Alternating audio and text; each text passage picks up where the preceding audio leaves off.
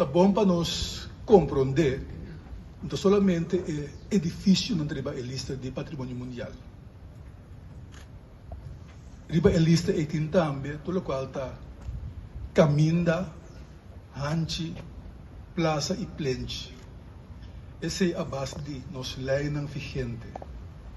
Nossa lei de zonificação está para o artigo 4 de no holandês beschermde stads- en dorpsgezicht. Que é que é cara de você de cidade, que está consistir, vou repetir, de caia, hanchi, plenche, plaza e também edifício não está proteger conforme de lei.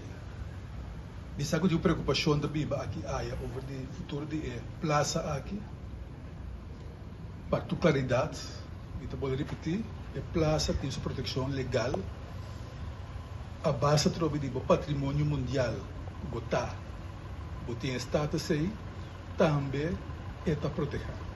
No momento que a ubicar a estátua, conscientemente a ubicar de tal forma que está em vista de Plaza Brion e Brion.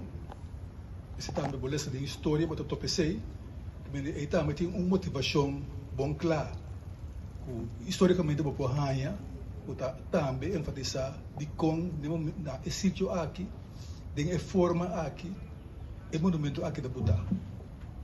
Um monumento que tinha acaba 59 anos, Buda aqui baúna, de curso de anos sursa, o cambio ou que vamos enviar mais atenção que outro.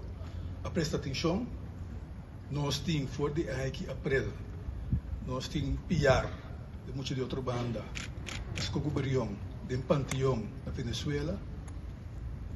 Nós reparamos no último ano também que começamos mais e mais a comemorar sua fecha histórica, bem seguido é o honor como Boio Corsol e merece.